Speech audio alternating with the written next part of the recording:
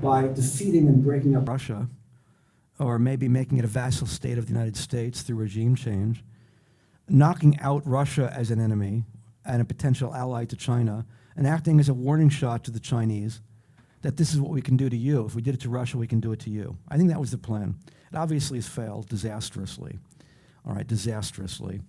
And we are getting, increasingly countries are looking to the BRICS, which is, the new organization of counter-hegemonic forces led by countries like, China and Russia, but also India, South Africa, Brazil. Most of the world, basically, that is not supporting the U.S. war in Ukraine, and it is a U.S.-NATO war in Ukraine. It's not, the Ukrainians are pawns, right? The real moves are being made by the U.S. and NATO. The vast majority of the world has not supported that war. I mean, I believe it's something like 85% of the world is not in the U.S. alliance. Again, Americans are really very parochial people, and that includes at the policy level. And they imagine that the whole world consists of the U.S. and its allies, and that's it. And Sweden and Finland are joining. I mean, what more could you want? It's the whole world supports us. I think that is really the way they think.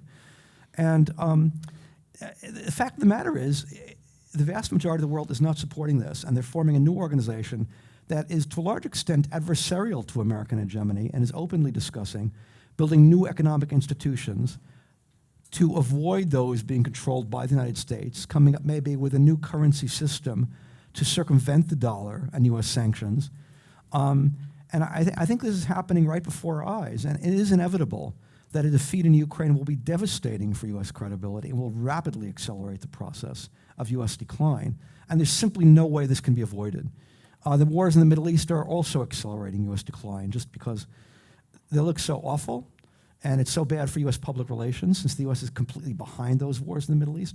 All of this is going to lead to an ending of the U.S. empire sooner than we think, in my view. I mean, I don't think it'll be instantaneous, but I mean, I think some have talked about a Suez moment.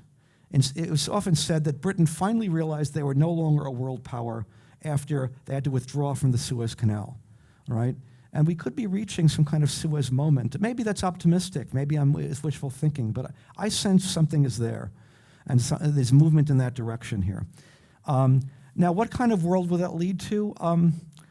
That's so speculative. I wouldn't be able to even guess how that would go. Would China be less warlike than the United States? Based on the evidence, I would say probably it would be less warlike, because they had fewer wars than we've had. They haven't had global power projection like we've had. But then again, I don't really know. I don't have a crystal ball. I can't predict the future.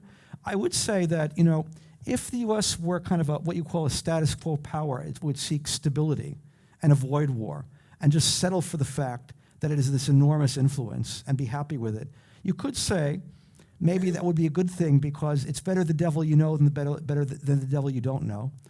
You could make that argument. I'm open to that argument in theory. The problem is the U.S. has been so reckless and destructive with its power.